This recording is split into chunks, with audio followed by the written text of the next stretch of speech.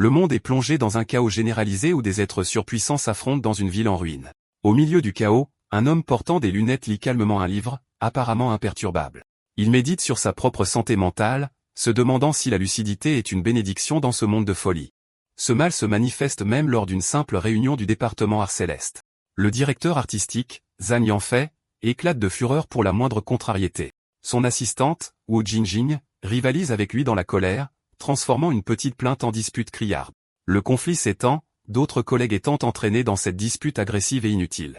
Un concepteur graphique nommé Chang Mo intervient, tentant. Sa récompense pour avoir essayé d'aider est un coup violent soudain du directeur enragé. La récompense du pacificateur est une chute brutale sur le sol poli. Un silence de stupeur tombe sur la pièce tandis que ses collègues le regardent avec incrédulité. Consommé par sa rage, le directeur halète fortement, ses yeux brillent d'un rouge incandescent.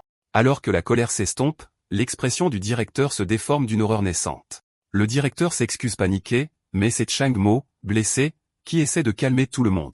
Il se retire calmement du groupe, s'essuyant le nez ensanglanté tandis que la fête reprend maladroitement. Une collègue coquette, il affirme que c'est parce qu'il est le seul saint d'esprit, suggérant qu'elle peut aussi voir la vraie cause. L'origine de la maladie émotionnelle est révélée, une étrange excroissance rouge pulsante sur la tête du directeur. Il se souvient de son enfance, se rappelant la première fois qu'il a été témoin de ce phénomène étrange à seulement 10 ans. Il se souvient de la première fois qu'il l'a vu, un sac grotesque et pulsatile sur la tête de sa propre mère.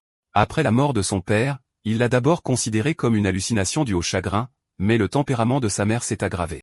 À chaque crise de colère, l'excroissance sur sa tête gonflait, alimentant une rage terrifiante et incontrôlable. Il a ensuite découvert l'horrible vérité. Une fois que le sac atteint une certaine taille, il explose. Cet événement catastrophique explique pourquoi il a méticuleusement contrôlé ses émotions toute sa vie. De retour dans le présent, il observe une autre dispute futile éclater, voyant le même schéma se répéter. Il réalise avec alarme que la rage du directeur Zhang pousse son propre sac à son point de rupture. Chang Mo marque une pause, le visage impassible, calculateur, alors qu'il pèse ses options. Rompant son vœu de non-ingérence, il intervient, surprenant sa collègue coquette. Il révèle que sa motivation n'est pas l'altruisme, mais le désir pragmatique d'éviter les conséquences désastreuses d'une mort. Il observe calmement la croissance émotionnelle du directeur qui commence à se rompre violemment, la trouvant simplement gênante. Lui et sa collègue regardent la scène se dérouler, leurs expressions impénétrables sous la lumière bleue crue. L'énergie brute de la maladie émotionnelle s'enflamme, prenant la forme de filaments chaotiques et ardents. L'homme avec qui le directeur se disputait perd également le contrôle, sa tête éclatant en un geyser de rage similaire. Le chaos se reflète dans son œil, pourtant son regard reste étrangement calme et concentré. Consommé par l'enfer, le directeur se saisit la tête, son visage se contorsionnant en un visage monstrueux d'agonie et de rage. Le directeur lance un cri furieux, tandis que les autres voient un monstre, il observe simplement le résultat prévisible d'une émotion incontrôlée. L'adversaire, pris entre la terreur et la bravade, tente follement de tenir bon. Avec une vitesse fulgurante, le directeur transformé se jette sur lui, ses griffes enflammées prêtes à frapper. Le résultat brutal plonge ses collègues dans une panique frénétique, hurlant à tout le monde de fuir. Imperturbable face au chaos, Chang Mo médite calmement sur la transformation, la comparant à son passé. Une question profondément ancrée refait surface. Li lui saisit le bras, le tirant de ses pensées et le ramenant vers la sécurité. Elle révèle une vérité cruciale. L'éclatement du sac ne tue pas. Il libère une forme émotionnelle monstrueuse. Ces êtres transformés acquièrent un pouvoir immense, leur permettant de laisser libre cours à leur rage sans retenue. Alors qu'il fuit les dégâts collatéraux, il la presse de réponses, et elle laisse entendre que la vérité est sur le point d'être révélée. Le pouvoir du directeur atteint sa limite absolue, un brasier rugissant d'émotions pures. Dans un apogée stupéfiant, la forme monstrueuse implose violemment, libérant son énergie dans une dernière explosion. Le corps du directeur s'effondre, son pouvoir éteint, ne laissant qu'une tache sombre sur le sol. Les collègues restants regardent sous le choc, ne voyant que l'effondrement soudain du directeur et la disparition du feu. Li révèle une vérité surprenante. Les gens ordinaires sont aveugles à l'existence de ces monstres émotionnels. Ils n'ont pas pu voir l'entité monstrueuse qui a en fait consumé le directeur de l'intérieur. Chang Mo écoute dans un silence stupéfait les dernières pièces horrifiantes de son passé s'emboîtant. Mais Li n'a pas fini, se corrigeant pour révéler une vérité encore plus sinistre. Sa mère n'était pas seulement victime de sa propre rage, mais priait pour quelqu'un qui pouvait contrôler son propre monstre émotionnel. Elle explique que chaque monstre émotionnel est intrinsèquement lié à son maître, agissant comme une balise. Suivre la traînée d'énergie résiduelle les mène directement au prédateur invisible dans la foule. Un homme tatoué suffisant se tient révélé, sirotant calmement sa boisson, entouré du pouvoir volé de la rage du directeur. Un retour en arrière révèle que le prédateur était autrefois son voisin d'enfance, un homme qu'il connaissait sous le nom de Petit Li confirme que c'est publiquement, il est le vice-président d'une grande entreprise, mais secrètement, il est le maître de sa propre bête émotionnelle. Il infecte délibérément les autres de rage, attendant qu'ils se transforment pour pouvoir se nourrir de leur pouvoir. Toute cette fête n'était rien de plus qu'un terrain, mais son enquête a révélé un lien encore plus personnel et dévastateur. Sa toute première victime était la mère de Chang. L'homme l'a intentionnellement infectée, manipulé sa rage, puis consommé son pouvoir, détruit toute la douleur et la perte de son passé. Dans le silence glacial, la vérité dévastatrice s'installe entre eux, préparant le terrain pour ce qui doit venir ensuite. Il assimile la révélation, précisant que le prédateur ne chasse que ceux qui se transforment pour voler leur pouvoir. Chang Mo se déclare en toute confiance en sécurité, estimant que son immunité fait de lui une cible impossible. Elle remet en question sa décision de s'éloigner du meurtrier de sa mère, mais il la rejette comme une quête suicidaire et non vérifiée de vengeance. Lee observe son calme déconcertant, sentant une vérité plus profonde et non reconnue sous sa logique. Avec un regard provocateur, elle remet en question son immunité autoproclamée. Il se détourne d'elle, un rejet silencieux de ses paroles provocantes. Mais son accusation persiste, le forçant à se retourner et à exiger des explications. Son expression devient grave alors qu'elle se prépare à briser sa perception de lui-même. Elle révèle l'horrible vérité. Il n'est pas immunisé, mais il est porteur de la maladie la plus puissante de toutes. Le rebondissement final est révélé. Il n'a jamais été qu'un observateur. Elle révèle que la véritable cible du prédateur n'était pas n'importe quelle victime transformée, mais Chang Mo lui-même. L'homme de son passé apparaît derrière lui, sa voix coulant d'une fausse familiarité. Il pose une main sur l'épaule de Chang Mo, un geste qui est à la fois un salut et une menace. Chang Mo tente de faire l'innocent, mais le prédateur se moque en le rapprochant pour une conversation. Avec un sourire glaçant, l'homme fait une demande étrange et présomptueuse de son aide. Il assène ensuite un coup de pied puissant et soudain, exigeant que Chang Mo montre enfin de la colère. L'attaque non provoquée envoie Chang Mo voler à travers le sol poli, stupéfiant les spectateurs. Les collègues restants, déjà sur les nerfs, se précipitent en avant, furieux de ce nouvel agresseur. Lee se précipite à ses côtés, mais il insiste sur le fait qu'il va bien malgré la douleur évidente. Le prédateur observe avec déception, réalisant que le contrôle émotionnel de sa cible est plus fort qu'il ne le pensait. D'un simple claquement de doigts, les collègues qui se précipitent pour aider sont soudainement engloutis par l'aura ardente de la maladie émotionnelle. Les autres participants paniquent, ne voyant qu'un embrasement soudain, et crient à tout le monde de s'éloigner. Le prédateur raille Chang Mo, lui demandant si la souffrance de ses amis va enfin le mettre en... Un flashback montre la gentillesse d'une collègue, lui proposant de le mettre en relation avec sa sœur. Il se souvient de ses taquineries bon enfant, un souvenir d'un simple... Un autre souvenir surgit, un collègue l'invitant chaleureusement à déjeuner avec eux. Il se souvient de la générosité de ce même collègue, insistant pour payer son repas parce que, même en monstre de feu, un de ses collègues lutte contre la rage pour le prévenir. Avec leur dernier souffle, mais le prédateur se tient victorieux, entouré des restes sombres des amis de Chang Mo. Il raille l'indifférence de Chang Mo, se demandant combien de choses il peut encore supporter. Le méchant révèle qu'il voit le sac de colère refoulé sur la tête de Chang Mo grossir. Il sourit, décidant de garder la vérité ultime sur la mort de sa mère pour le coup final. Chang Mo reste agenouillé par terre, la tête baissée en signe d'apparente défaite. Mais un examen attentif révèle la vérité. Il n'est pas aussi calme qu'il n'y paraît.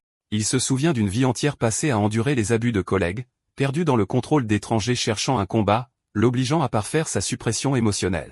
Il révèle la vérité cachée, un désir constant et bouillonnant de déchaîner sa propre fureur sur eux. Pourtant, il a toujours choisi de supprimer. Il se souvient des profonds remords qui suivent toujours leurs explosions, lui rappelant qu'ils ne sont pas maîtres d'eux-mêmes. Ce cycle de rage et de regret reflète le douloureux souvenir des excuses pleines de larmes de sa mère. Pour éviter le regret inévitable de perdre le contrôle, il a emprisonné ses émotions avec une rationalité froide et dure. Ce mantra de maîtrise de soi a été son bouclier toute sa vie, une règle qu'il n'a jamais brisée. Mais maintenant, debout sur les restes de ses amis, il remet en question le fondement même de son existence. Une pulsion primitive prend le dessus, lui criant de devenir un monstre et de venger enfin sa mère. Il serre le poing, prêt à embrasser la rage, mais une hésitation confuse le retient. Il finit par poser la question à haute voix, se demandant pourquoi sa rage ne déclenche pas la transformation monstrueuse. Lee le prévient avec urgence que se transformer est une condamnation à mort. Il raisonne que s'il est condamné de toute façon, il vaut mieux mourir en combattant. Elle observe sa résolution défiante, elle se prépare à révéler une autre vérité difficile sur son état actuel. Elle révèle que, contrairement à son désir, il lui est en fait impossible de se transformer. La révélation confuse le laisse abasourdi, la tête baissée dans la pensée. Une seule question désespérée résonne dans son esprit alors qu'il lutte pour comprendre.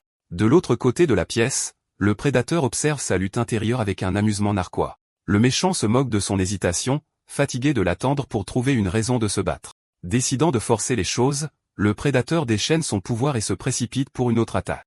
Il réfléchit à son monologue intérieur, essayant de comprendre sa situation impossible. La confusion s'aggrave lorsqu'il se demande si, une soudaine prise de conscience, il comprend que la voix de la raison dans sa tête n'a jamais été. Son regard se tourne vers Y. Agenouillé au milieu d'une étrange énergie éthérée. Il remarque l'aura bleue brillante qui l'entoure, un signe clair d'un immense pouvoir. Elle sourit, confirmant qu'il a enfin découvert la vérité qu'elle cachait. Elle décide d'abandonner la comédie et d'arrêter de jouer avec sa perception de la réalité. Y révèle sa véritable forme d'outre-monde, expliquant qu'elle n'a toujours été visible que pour lui. Il la regarde incrédule, réalisant que la femme qu'il croyait être sa collègue est quelque chose de complètement différent. Le prédateur déclenche une dévastatrice explosion de puissance brute, envoyant Chang-Mo valser dans les airs. Alors que la poussière retombe, Y commence à expliquer la véritable raison pour laquelle il est incapable de se transformer. Le prédateur la regarde avec une incrédulité totale, son attaque n'ayant pas produit le résultat escompté. Elle révèle que, dès leur première rencontre, il a été infecté et est devenu l'hôte d'un autre type de monstre émotionnel. Cette nouvelle entité est un paradoxe, un monstre émotionnel né d'une rationalité pure et inébranlable.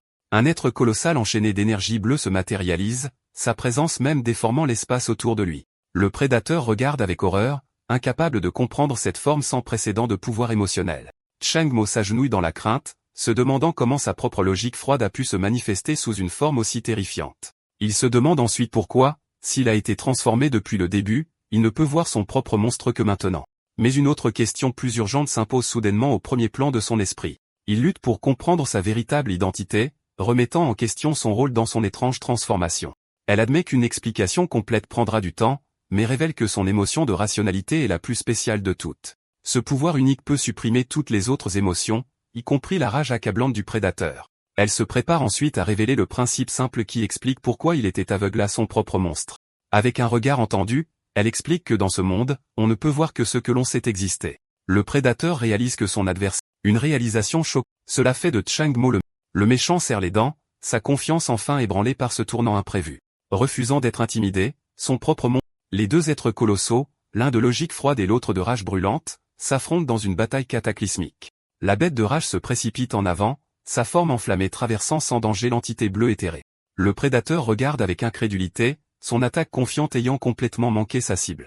Y explique que comme il ne peut pas encore contrôler son monstre, il ne s'est pas complètement manifesté dans le monde physique. Son monstre de rationalité n'est qu'une projection, un fantôme intouchable de son esprit. Le choc du prédateur se transforme en un sourire narquois lorsqu'il réalise que le pouvoir de son adversaire est toujours confiant. Croyant avoir trouvé une faiblesse, le propre monstre du prédateur plane au-dessus de Chang-Mo, prêt à le frapper directement. Chang-Mo lève les yeux, son regard restant étrangement calme alors que la bête de feu se rapproche. Le prédateur redirigeait son attaque, visant à écraser le corps physique de Chang-Mo puisque son monstre ne peut être touché. Il sourit avec une joie sadique, certain que la victoire est maintenant à sa portée. Mais sa confiance se brise en un instant, remplacé par un choc total alors que son attaque échoue à nouveau. Les mâchoires enflammées du prédateur se referment, mais Chang-Mo reste complètement indemne dans leur étreinte. Les yeux du méchant s'écarquillent d'incrédulité pure, incapable de comprendre pourquoi son attaque n'a aucun effet. Y explique que toute sa vie de suppression a rendu sa rationalité incroyablement résistante à la colère, rendant l'attaque inutile. Furieux de cette révélation, le visage du prédateur se tord de fureur, refusant d'accepter son impuissance. Son monstre de feu rugit, rassemblant son énergie. Chang-Mo se questionne sur sa prochaine action, mais Y révèle qu'il peut simplement emprunter du pouvoir à son propre monstre. La connaissance elle-même déverrouille un nouveau potentiel alors que les yeux de Chang-Mo brillent d'une soudaine compréhension. Alors que la bête de rage frappe à nouveau, Chang-Mo rencontre l'attaque de front avec un point nouvellement puissant. Le prédateur observe dans un silence stupéfait son attaque ultime être interceptée sans effort. Une explosion cataclysmique d'énergie rouge et bleue éclate, marquant le premier véritable affrontement entre les deux maîtres. Le prédateur est envoyé valser, son esprit luttant pour comprendre ce résultat impossible. De l'énergie qui se dissipe, la silhouette de Chang-Mo émerge complètement indemne. Il avance, sa main maintenant enveloppée d'un gant cristallin de pure rationalité. Un examen plus attentif révèle les cristaux bleus complexes formant une arme mortelle autour de. Le choc du prédateur se transforme en une horreur naissante alors qu'il comprend enfin d'où vient ce nouveau pouvoir. Il regarde avec incrédulité, incapable d'accepter que son attaque ultime a été brisée par un simple con. Mais Chang-Mo fait un seul pas puissant. Il se lance en avant dans un flou de mouvements, fermant la distance en un instant. Un coup d'œil terrifié par-dessus l'épaule confirme la pire crainte du prédateur. Il n'y a pas d'échappatoire. Le prédateur déclenche une série d'explosions incendiaires, une tentative désespérée pour couvrir sa retraite. Il raille son poursuivant, se demandant si Chang-Mo est pressé de trouver sa fin. Y explique que les monstres émotionnels ne disparaissent jamais vraiment, ils ne sont que temporairement bannis du monde physique. Sans autre option, le prédateur fracasse une immense fenêtre faisant une sortie spectaculaire. La poursuite déborde sur le pont, Chang-mo atterrissant quelques instants derrière sa cible en fuite. La caméra révèle leur véritable emplacement, le pont luxueux et tentaculaire d'un navire immense. Ce navire de classe mondiale est identifié comme le bateau de croisière, Empereur des mers. Il est révélé que le navire croise juste au large des lumières scintillantes de la ville de Donghae. Lee le prévient soudainement que poursuivre la chasse sur ce navire en particulier est une idée très dangereuse. Elle révèle que le navire est un bâtiment de renommée mondiale, ce qui implique que l'évasion du prédateur est loin d'être simple. Elle explique que la fête Skiar se déroule sur l'Empereur des mers, un navire exclusif autorisé dans les eaux polluées de Donghae. La vérité choquante est révélée. Ce bateau de croisière entier est secrètement contrôlé par les maîtres des monstres émotionnels. Lee met en garde qu'attaquer le prédateur ici est un défi direct au propriétaire redoutable du navire car il est un invité VIP. La sécurité du navire est décrite comme étant si incroyablement puissante qu'elle pourrait l'écraser comme un insecte. Chang-mo assimile silencieusement cette nouvelle réalité sombre, son expression se durcissant avec un calcul froid. Il réalise que c'est sa seule chance. S'il n'élimine pas sa cible maintenant, il ne survivra pas aux représailles inévitables. La scène se déplace vers un salon VIP somptueux où des personnalités puissantes se détendent autour d'une statue inquiétante et macabre.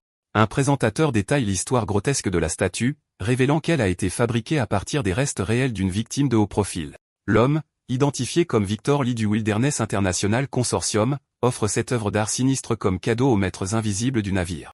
Le capitaine du navire, Liu Yang, semble indifférent au cadeau morbide, notant que ce n'est pas la première personnalité puissante que Victor a livrée. Une femme nommée Anna Chris remarque froidement la cruauté imaginative utilisée pour punir le fonctionnaire peu coopératif. Un autre invité, Song Hui, loue de manière troublante la statue, la qualifiant d'honneur pour la victime d'être immortalisée en tant qu'œuvre d'art. Un évêque nommé Zhao Yan remet en question les motifs de Victor, se demandant si ses ambitions corporatives visent maintenant la grande région de Xia. Victor justifie avec confiance son expansion agressive comme une nécessité et offre sa pleine coopération aux personnalités puissantes de la salle. Un assistant interrompt avec des nouvelles urgentes. Le prédateur, Liu Li, a dévié du plan et est maintenant violemment maîtrisé par sa nouvelle cible. Song Hui raille l'incompétence du prédateur, révélant qu'il n'a des privilèges de chasse que grâce à un mystérieux patron de haut rang. Un invité curieux insiste pour des détails, suggérant que connaître l'identité de ce puissant monsieur est crucial pour leur alliance. Le capitaine, intrigué par le talent brut de Chang-mo, décide de laisser le prédateur souffrir un peu plus longtemps avant d'intervenir pour sauver la face de son patron. Il donne l'ordre de boucler. Le capitaine rejette Chang-mo comme quelqu'un sans connexion, ordonnant son élimination rapide. De retour sur le pont, la chasse continue sous le ciel étoilé. Chang-mo réduit la distance, portant un coup solide sur la mâchoire du prédateur. La force de l'impact envoie le méchant s'étendre sur le pont. Immobilisant sa cible, Chang-mo lève sa lame cristalline, déclarant que la fin est arrivée. Le prédateur panique, incapable de croire que Chang-mo oserait le finir sur ce navire. Chang-mo confirme calmement son intention meurtrière, son regard froid et résolu. Terrifié, ses supplications tombent dans l'oreille d'un sourd tandis que l'arme bleue incandescente reste prête à frapper. Comme dernier recours désespéré, le prédateur prétend connaître le véritable secret de la mort de sa mère. Les paroles désespérées du prédateur font faire une pause à Chang-mo, sa lame cristalline flottant juste au-dessus de sa cible. Le contact froid de la lame contre sa peau envoie une vague de terreur pure à travers le prédateur. Perdant patience, Chang-mo saisit le prédateur par la gorge, exigeant la vérité avec une prise écrasante.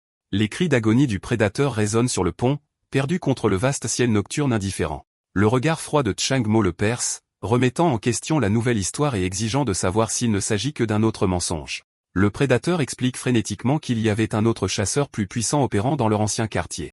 Dans un flashback, il révèle qu'il a également été infecté et transformé pour être épargné et recruté par ce maître mystérieux. Il affirme qu'il a été forcé de devenir une arme, utilisée pour infecter et chasser les autres contre sa volonté. Ce personnage obscur absorberait ensuite le pouvoir émotionnel des victimes, devenant plus fort à chaque vie prise. La vérité enfin révélée, Chang-mo exige de connaître l'identité et l'emplacement du véritable cerveau derrière la tragédie de sa famille. Le prédateur essaie désespérément de bluffer, avertissant que son puissant maître le vengera. Mais sa terreur de ce personnage mystérieux dépasse sa peur de Chang-mo, et il se tait. La patience de Chang-mo s'épuise.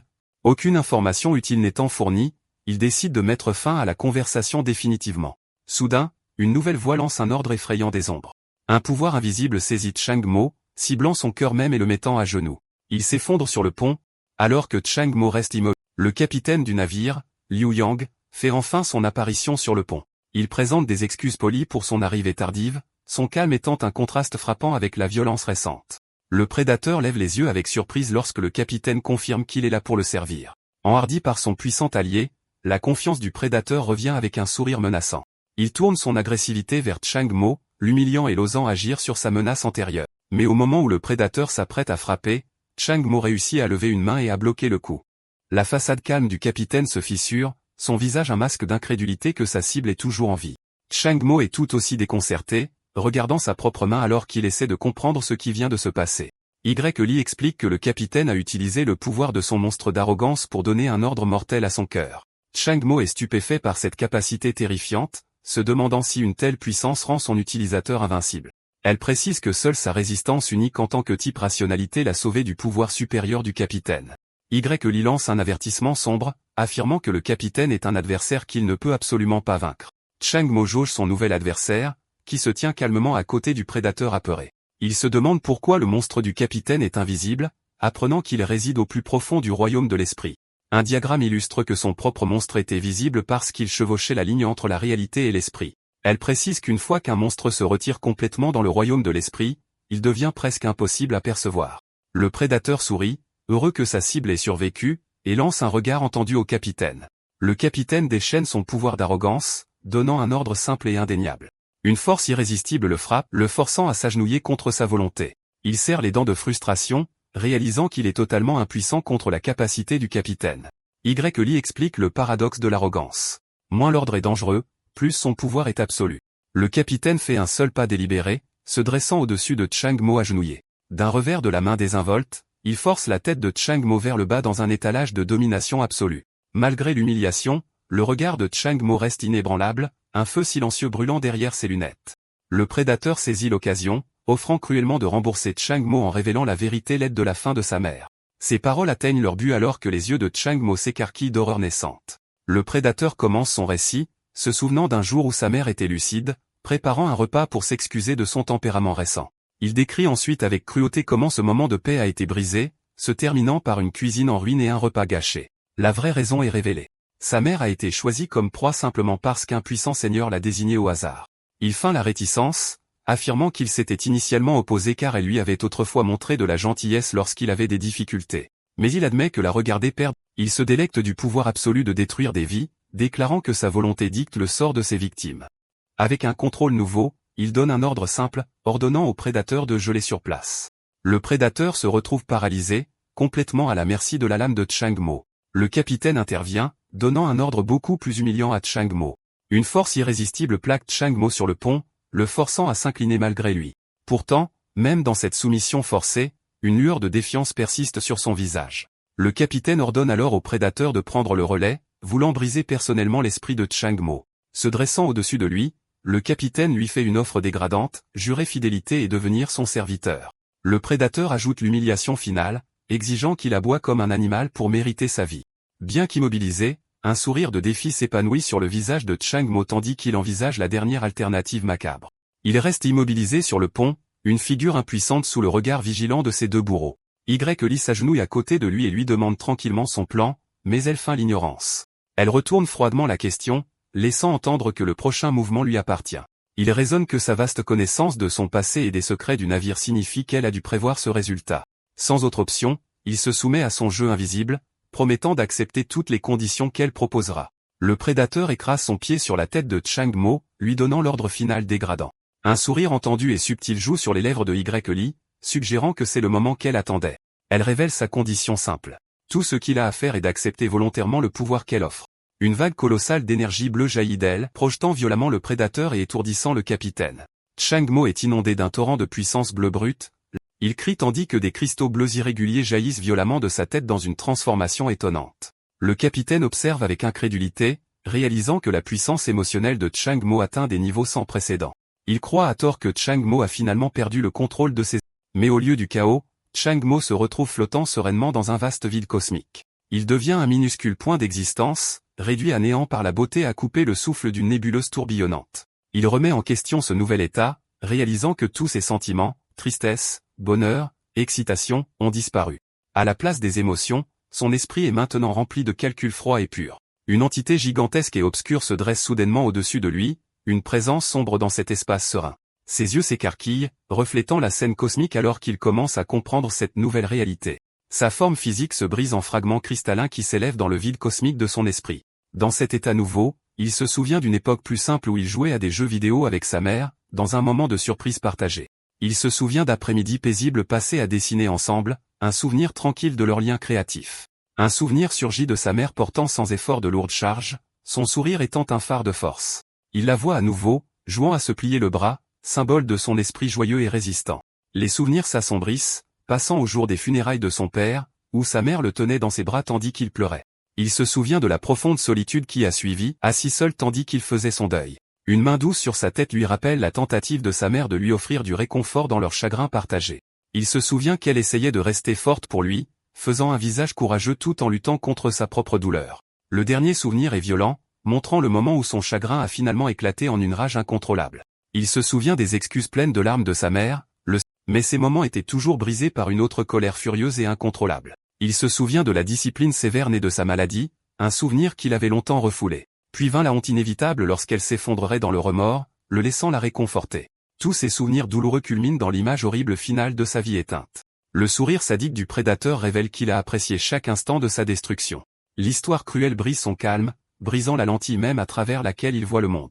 Ses lunettes explosent alors qu'un nouveau pouvoir indompté jaillit de l'intérieur, ses yeux brûlant d'une lumière dorée. Il se retrouve dans un nouvel état d'être, debout, calme et transformé dans le vide cosmique de son esprit. Y apparaît, expliquant que sa vie de colère refoulée était le carburant nécessaire pour survivre à son pouvoir. Elle offre une dernière leçon paradoxale. Pour vraiment maîtriser la rationalité, il doit d'abord la lâcher.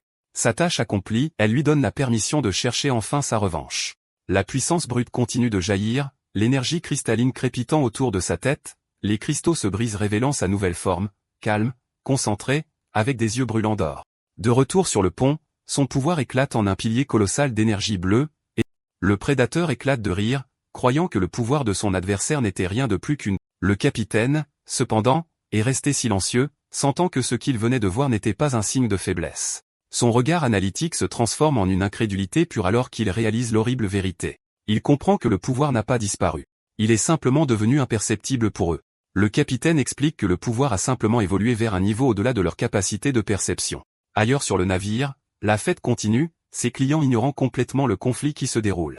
Soudain, l'onde de choc invisible de la puissance projette violemment un homme sur la piste de danse. Il lève les yeux avec terreur, submergé par une force qu'il ne peut ni voir ni comprendre. Dans un restaurant tranquille, le repas solitaire d'un autre invité est brusquement interrompu par la même énergie invisible. La force brute de la transformation de Chang Mo brise l'assiette de l'homme de l'autre côté de la pièce. Il reconnaît la signature d'un monstre émotionnel de classe mondiale, se demandant qui oserait déchaîner une telle puissance ici. L'invité réalise qu'il ne s'agit pas seulement d'un combat, mais d'un défi direct à l'ensemble du syndicat qui contrôle le navire. De retour dans le salon VIP, les puissants maîtres sont tous secoués par l'immense montée. Le capitaine et ses influents invités échangent des regards, leur curiosité piquée par ce nouveau venu inattendu. La femme au chapeau demande froidement si cette nouvelle signature de puissance est vraiment de classe mondiale. Victor Lee se demande à haute voix si une autre personne puissante a embarqué sur le navire avec une intention hostile. Song Hui suppose que ce nouveau venu pourrait cibler le mystérieux et puissant patron du prédateur. Un nouveau personnage faisant autorité rassure le groupe promettant que personne ne peut menacer son navire. Il déclare avec une certitude absolue que même un maître de classe mondiale sera éliminé pour avoir défié l'empereur de la mer. De retour sur le pont, les trois puissantes figures restent figées dans une confrontation tendue sous le ciel nocturne. Le prédateur hurle d'incrédulité, incapable de comprendre comment le pouvoir de Chang Mo est devenu complètement imperceptible. Le capitaine confirme l'impossible, admettant que même lui ne peut que vaguement sentir le nouveau niveau de puissance. Il décrit la pression écrasante comme une force cataclysmique égale à celle des plus grands maîtres du monde. Terrifié par cette réalisation, le capitaine crie au prédateur, l'exhortant à fuir pour sauver sa vie. Ses ennemis étant expédiés, Chang Mo se tient avec une froide finalité, ses yeux dorés reflétant son nouveau pouvoir. La scène recule pour révéler les conséquences silencieuses, le capitaine et le prédateur étant tous deux vaincus sur le pont. Lee remarque la facilité surprenante de sa victoire, remettant en question la nature extrême de son dernier mouvement. Il exprime froidement ses regrets, estimant que il comprend que ce n'est que le début alors que son regard se tourne vers le pied d'un nouveau personnage touche le pont, libérant un réseau d'énergie dorée qui crépite à la surface. Les tentacules dorés de puissance s'étendent, couvrant complètement le pont du navire et convergent vers une seule figure mystérieuse. Cette immense puissance monte, engloutissant toute la superstructure de l'empereur de la mer. L'énergie dorée se rassemble en un trône colossal et orné, révélant le véritable maître divin du navire dans toute sa gloire. Chang Mo regarde avec une admiration totale, comprenant enfin le véritable pouvoir qu'il a défié. Lee révèle une vérité choquante. Elle précise que la perception est le pouvoir, et qu'il ne peut qu'entrevoir cette réalité en empruntant sa force. Le maître du navire, l'empereur de la mer, affiche fièrement la véritable forme de son pouvoir. Son immense énergie dorée s'étend sur le pont, une démonstration d'autorité divine écrasante. Le maître regarde vers le bas avec mépris, rejetant Chang-mo comme un intrus qui doit être éliminé. Il commence un chant ancien, ses paroles résonnant avec une autorité cosmique. Le trône d'or lui-même semble palpiter de puissance alors qu'il déclare que toutes les offenses seront punies. Chang-mo réalise que son adversaire chante à l'unisson avec son monstre, une technique qu'il n'a jamais vue. Une soudaine compréhension lui vient. Le chant est un moyen d'amplifier la puissance de ses commandes. L'empereur de la mer donne son premier ordre, ordonnant à l'espace autour du monstre de Chang-mo de se solidifier. Un cube colossal d'énergie dorée se matérialise, emprisonnant le monstre de Chang-mo dans ses murs. L'empereur des mers poursuit son incantation, se préparant à infliger une punition avec une épée d'or. Il émet un second ordre, décrétant que toute puissance émotionnelle à l'intérieur du cube sera réduite de moitié. D'innombrables épées d'or se manifestent de rien, perçant la prison énergétique de toutes parts. L'empereur des mers se moque avec mépris, rejetant la lutte futile de son adversaire. Les invités VIP observent de loin, se moquant du manque d'expérience de Chang-mo pour avoir permis cette longue attaque. Il déclare avec assurance qu'avec sa puissance réduite de moitié, la capture de Chang-mo n'est qu'une question de temps. Mais une brusque et forte fissure résonne de l'intérieur de la prison dorée, signe de défi. La confiance désinvolte des spectateurs se brise, leur visage enregistrant le choc de ce tournant inattendu. L'expression suffisante de l'empereur des mers s'efface, des épées cristallines bleues jaillissent du monstre, brisant la prison dorée avec une force écrasante. Avec un regard de pure concentration, Chang-mo dirige la contre-offensive dévastatrice de son monstre. D'un simple geste, il ordonne à son monstre de libérer toute sa puissance. L'entité bleue colossale brise ses liens restants, dominant le navire dans un étalage de puissance brute. Un examen attentif révèle que la main de l'empereur des mers tremble, son calme étant totalement brisé. Le monstre de Chang-mo lance sa propre attaque dévastatrice, une tempête d'énergie bleue et d'éclats de cristal. Le visage de l'empereur des mers se tord d'horreur alors que la vague de puissance bleue le submerge complètement. À la place du trône d'or, une construction massive de pure rationalité domine désormais le pont. Alors que l'énergie cataclysmique s'estompe, le pont du navire est plongé dans un silence étrange. Les puissants invités sont laissés bloqués sur les débris, abasourdis par la victoire impossible. L'empereur des mers est chancelant, son calme brisé par la contre-attaque écrasante. Le navire entier s'avère être juste la pointe d'une construction colossale qui se déstabilise maintenant dans la mer agitée. Chang-mo reste parfaitement calme, son aura bleue contrastant fortement avec le chaos environnant. Le maître du navire questionne les motifs de Chang-mo, se demandant quel type de pouvoir pourrait défier le sien. Il tombe dans un silence tendu, calculant son prochain coup contre cette menace sans précédent. Sa peur se transforme en résolution froide, décidant que quiconque obstrue son chemin doit être éliminé. D'un cri furieux, il donne l'ordre de convoquer sa garde personnelle. Le trône d'or lui-même répond à son appel, son immense pouvoir prêt à être libéré. 4 constructions maniant des... Un trou noir de pure logique se forme au cœur de son monstre, déformant l'espace autour de lui. L'entité bleue dévie sans effort les lances d'or, sa forme chaotique submergeant l'attaque rigide. Chang-mo observe la bataille se dérouler, ses yeux dorés remplis d'une froide concentration calculatrice. L'empereur des mers rugit un ordre désespéré, essayant d'arrêter l'assaut imparable. Une force invisible frappe soudainement Chang-mo, le prenant complètement au dépourvu. Les gardes dorés réapparaissent, clouant son corps physique avec leurs lances dans un coup apparemment fatal. Mais les pointes des lances s'arrêtent juste avant sa peau, incapable de percer ses défenses. Il baisse les yeux, son expression calme et inébranlable comme si l'attaque n'était qu'un désagrément. D'un sursaut de puissance imperceptible, il réduit les constructions dorées en 1000 morceaux. Il se tient parmi les débris, la tête baissée alors que d'autres gardes dorés se matérialisent sous la pluie. L'empereur des mers rugit de fureur, son autorité complètement remise en question. Chang-mo se tient devant son monstre colossal, un maître commandant une force imparable de pure logique. Les yeux de l'empereur des mers s'écarquillent dans une réalisation horrifiée alors qu'il comprend l'ampleur de cette nouvelle menace. Il est projeté en arrière, complètement diminué par la taille même de la lame du monstre. Chang-mo reste parfaitement immobile, une seule chaîne de puissance le reliant à son ennemi vaincu. Le maître du navire serre les dents, son pouvoir doré se brisant autour de lui sous la pluie battante. Avec des yeux dorés et une main cristalline, Chang-mo observe calmement la chute de son ennemi. Dans un dernier acte désespéré, l'empereur des mers lance une autre volée de lances dorées. Chang-mo plonge au cœur même de son monstre, puisant dans le pouvoir absolu du vide intérieur.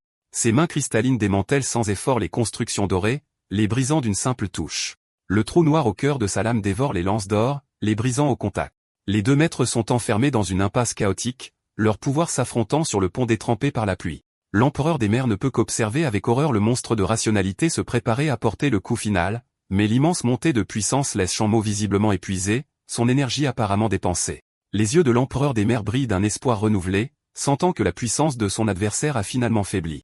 Il calcule son prochain coup, réalisant qu'il peut piéger sa cible et gagner la faveur de son organisation. Mais Yeli révèle soudainement que son propre pouvoir s'estompe, ne leur laissant qu'une seule option viable. Sans hésitation, elle attrape Shanmo et commence une course désespérée à travers le pont. Elle fait un geste audacieux, sautant par-dessus la rambarde et plongeant vers la mer sombre et agitée en dessous. L'empereur des mers regarde avec incrédulité, totalement déconcerté par leur plan d'évasion apparemment suicidaire. Alors qu'il tombe, ses yeux s'écarquillent de choc, non pas à cause de la chute, mais à cause d'une soudaine et profonde réalisation. Il dérive devant une structure ombragée colossale, un aperçu de l'échelle réelle des monstres cachés du monde. Un cosmos flamboyant se reflète dans son œil d'or, signe que sa perception s'élargit à nouveau. Son regard se précise avec compréhension alors qu'il commence à comprendre la véritable nature de ce monde. La ville scintillante de Donghae se précipite à leur rencontre, révélant la hauteur terrifiante de leur chute. Une entité ombragée monstrueuse se révèle être enroulée autour de la ville, un gardien ou un prédateur silencieux. Sa perception change, lui montrant un désert désolé où des mains fantomatiques tendent la main vers un ciel vide. Il lève les yeux pour voir le ciel déchiré, révélant un vortex cosmique tourbillonnant et d'étranges êtres ailés. Lee explique que c'est le royaume de l'esprit, une dimension chaotique où toute puissance émotionnelle provient. Il réalise que, tout le temps, il pensait que seules les personnes étaient affectées par ce pouvoir étrange. Mais la vérité est bien plus horrible, une réalisation si profonde qu'elle lui cause des dommages physiques. Il crie d'agonie, son esprit et son corps submergés par l'ampleur même, ce ne sont pas seulement les gens. C'est la mer, la ville, la terre et même le ciel. Il comprend enfin que le monde entier est une construction corrompue massive. L'empereur des mers observe depuis le pont, abasourdi alors que ses adversaires plongent dans l'océan sans fin en dessous. Il remarque le tribut physique que la révélation inflige à Shanmo, confus par l'étrange phénomène. Le pouvoir de son adversaire est emprunté, et son corps ne peut supporter la vérité qu'il révèle. Le croyant vulnérable, l'empereur des mers lance une dernière attaque décisive. Mais Yeli le protège, l'exhortant à fermer les yeux car il n'est pas encore assez fort pour percevoir cette réalité par lui-même. Yeli prend le contrôle, guidant leur descente à travers le vide surréaliste. Les constructions dorées de l'empereur des mers pointent leurs armes, se préparant à frapper le duo qui tombe. Mais avec leurs pouvoirs combinés, Shanmo et Lee affrontent la menace avec une confiance inébranlable.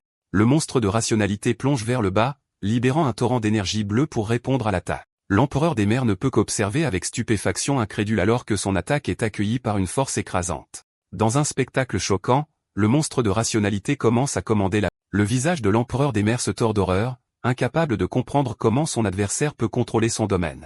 Une vague colossale d'eau sombre s'élève, menaçant d'avaler l'empereur des mers et son pouvoir doré tout entier. Par la suite, l'empereur des mers, autrefois puissant, est laissé vaincu et seul sur la vaste étendue vide. L'immense pouvoir fait des ravages, laissant Shanmo épuisé mais vivant tandis que Lee vérifie son état. Alors que son pouvoir diminue, la lentille brisée de ses lunettes se reforme miraculeusement sur son visage. Il se touche le visage avec incrédulité, se demandant comment ses lunettes caractéristiques ont pu revenir. Lee explique que ces lunettes sont un symbole de sa rationalité qui a maintenant repris le dessus sur ses émotions. Il a du mal à assimiler l'horrible vérité sur la ville de Donghae et les entités monstrueuses qu'il a vues. Elle révèle que le monde a changé il y a longtemps, mais sa perception était trop limitée pour voir la vraie réalité. L'histoire officielle d'une marée noire était un mensonge pour dissimuler la corruption de la mer par un puissant corps émotionnel. Elle raconte l'histoire d'un monstre de dépression de classe mondiale dont la défaite a créé la mer noire mortelle. Lee déclare avec désinvolture que le monde entier est maintenant gouverné par ces entités, faisant des monstres dans la ville un phénomène courant. Son attention se tourne ensuite vers le ciel, prête à expliquer la dernière pièce dérangeante du puzzle. Elle identifie la présence bizarre et désincarnée qui plane au-dessus du monde comme l'émotion même de l'envie. Elle explique que son esprit est trop fragile pour saisir cette vérité sans se briser complètement. Il comprend enfin que ce qu'il connaissait comme maladie émotionnelle n'était qu'une infime partie d'une réalité bien plus vaste et terrifiante. Son ancienne vie est terminée, et le danger sera désormais son compagnon constant. Elle lui demande alors s'il lui en veut de l'avoir entraîné dans ce nouveau monde chaotique. Son esprit repense aux batailles brutales qu'il vient de survivre, un tourbillon de chaos et de pouvoirs nouveaux. Après un moment de calme réflexion, son expression se transforme en une acceptation sereine. Il admet que malgré ses motivations cachées, il ressent un sentiment exaltant de but qu'il n'a jamais connu auparavant. Il décrit cette nouvelle réalité terrifiante non pas comme une malédiction, mais comme une profonde renaissance. Sa vie passée étant brisée, il pose enfin la question qui compte, qui elle est et ce qu'elle veut vraiment de lui. Un léger sourire mystérieux se dessine sur les lèvres de Lee alors qu'elle s'apprête à révéler enfin son histoire. Elle explique sa véritable nature, se décrivant comme un esprit errant perdu dans le cosmos. Pendant d'innombrables années, elle a dérivé à travers la ville, complètement invisible et isolée du monde. Alors que son pouvoir s'affaiblissait, ses souvenirs se sont fragmentés comme un puzzle, la laissant un être brisé avec seulement un nom. Elle compare son existence qui s'éteint à un feu de forêt sans combustible, une flamme brillante destinée à s'éteindre. Son pouvoir était sur le point de s'éteindre, de s'effacer dans les ténèbres sans fin. Mais tout a changé au moment où elle a posé ses yeux bleus lumineux sur Chang-mo. Un flashback, elle explique qu'il était le seul à posséder les qualités uniques pour la voir, la toucher et supporter son pouvoir de rationalité. Il est le fourneau de son feu de forêt, le seul réceptacle qui puisse soutenir son pouvoir et l'empêcher de s'éteindre. Elle révèle ses actions, se faire passer pour une collègue, enquêter sur son passé et le protéger étaient toutes des étapes délibérées de son plan. Elle fait une promesse audacieuse, jurant de l'aider à acquérir tout ce qu'il désire, argent, pouvoir et statut. Le prix de son aide est simple. Il doit devenir assez fort pour affronter le grand secret qui plane dans le ciel. Sa véritable motivation est révélée. La pièce manquante la plus cruciale de son être est cachée quelque part dans le ciel. Avec un sourire confiant, elle se présente à nouveau comme Y-Lee, marquant ce moment comme sa propre renaissance. Il la regarde tendre la main, son expression impénétrable tandis qu'il contemple leur nouvelle alliance. Un sourire subtil effleure ses lèvres, signalant son acceptation de ce nouvel et étrange partenariat. Sur une toile de fond céleste époustouflante, ils se serrent la main, scellant leur pacte et annonçant leur renaissance commune. Ailleurs, deux silhouettes sombres dans un petit bateau confirment qu'ils ont réussi à localiser leur cible à bord du gigantesque navire de croisière.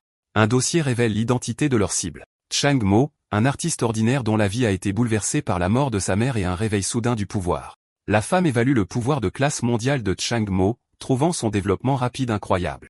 Son partenaire suggère que l'immense force de Chang-mo pourrait être empruntée à une autre source. Il se souvient comment le pouvoir a physiquement blessé Chang-mo, prouvant qu'il n'est pas vraiment le sien. Intriguée, elle s'interroge sur l'identité du mystérieux mécène qui lui prête de telles capacités incroyables. Elle décide de retarder la demande d'information du capitaine, rejetant avec désinvolture l'urgence de la situation. Son subordonné remet en question leur nouveau plan.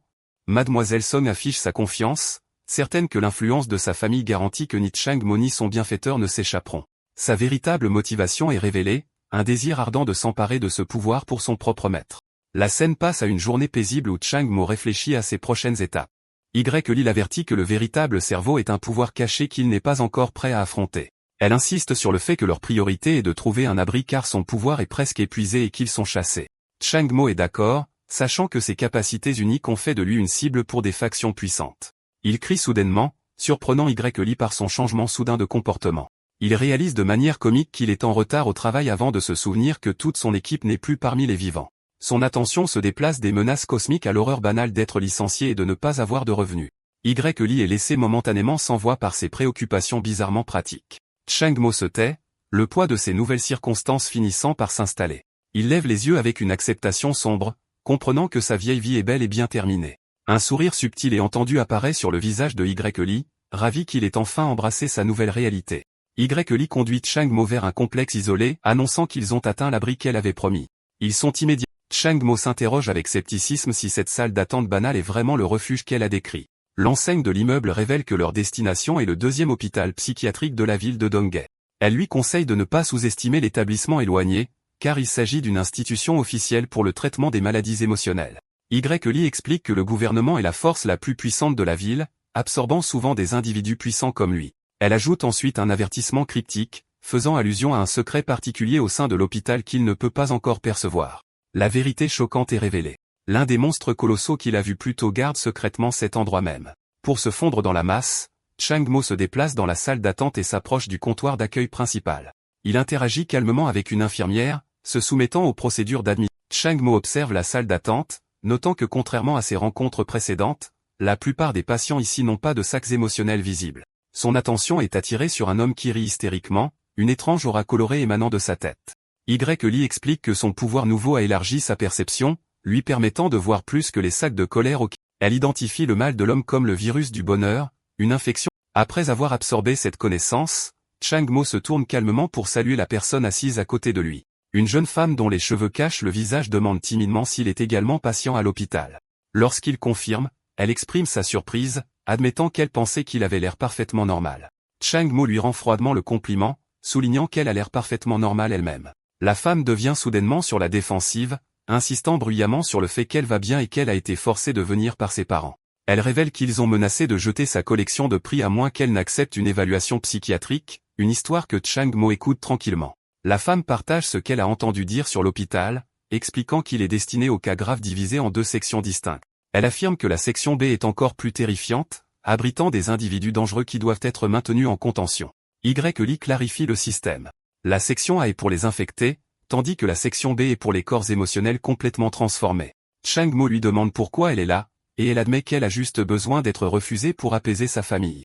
Elle affirme avec confiance qu'un établissement hautement sécurisé comme celui-ci n'admettrait jamais quelqu'un d'aussi normal qu'elle. Une infirmière appelle 2 autres patients, recommandant qu'ils soient transférés dans un hôpital moins spécialisé pour leur examen. L'homme atteint du virus du bonheur se voit prescrire des médicaments, mais il ne répond que par une crise de rire incontrôlable. La femme souligne avec suffisance que s'il refuse ses patients, elle et Chang-mo seront sûrement renvoyés chez eux. Mais sa confiance s'effondre lorsque l'infirmière appelle ses noms à elle et à Chang-mo pour commencer leur procédure d'admission. L'expression joyeuse de la femme se fige, remplacée par un regard d'incrédulité horrifiée. La femme crie en niant, incapable d'accepter son admission forcée à l'hôpital psychiatrique. Une infirmière nommée Zhu Yang les conduit sur le terrain, louant leur sage décision de demander un traitement. Elle poursuit son discours joyeux, se vantant des équipements 5 étoiles de l'hôpital et des repas gastronomiques. Avec un sourire rassurant, l'infirmière Zhu Yang leur promet un séjour confortable alors qu'ils sont escortés plus loin. La femme sombre dans la panique, remettant en question sa propre santé mentale et la réalité de sa situation. L'infirmière rationalise calmement qu'à l'époque moderne, tout le monde a besoin d'un peu d'aide pour éviter des problèmes plus importants.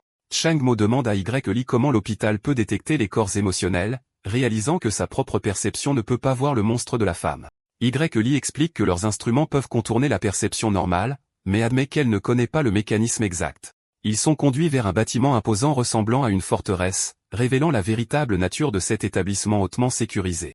Depuis un toit, un garde au visage sévère observe leur approche, confirmant que l'hôpital est sous haute surveillance. Le visage de la femme se tord dans une horreur soudaine alors qu'elle comprend leur destination.